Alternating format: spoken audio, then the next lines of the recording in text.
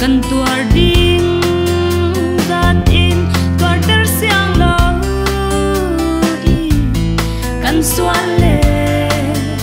mo nak satin in so lo boy pani kilin ta tham da lo lady pi tua mi kan tak sale sampi bang par bang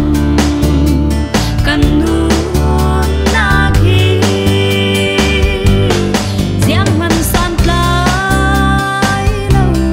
ti at hey boy panin du do tin kha kham siang lo van tu lay lung nagi asang bangi adu do nak tu kan ranga sange ni suale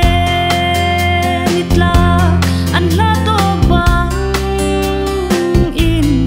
sual nak tu kan nge ni sin an la der boy pani kilin ta tham da lo lady pi tua mi kan tak sale sampi bang par bang kan nu nagi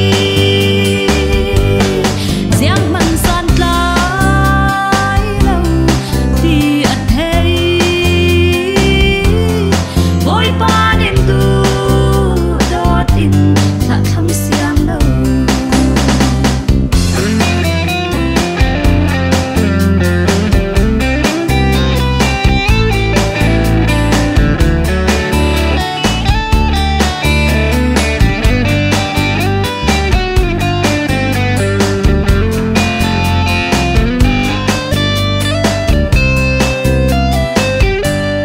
pa in fa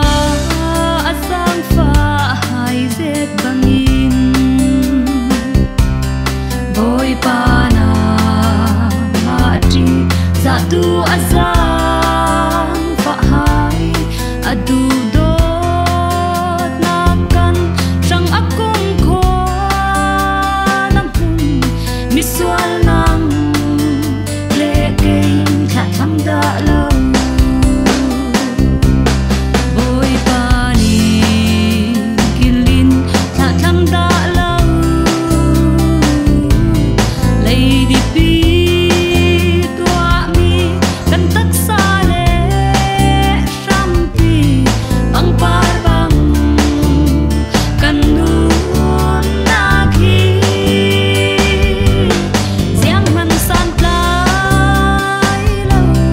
ti at hey boy panin du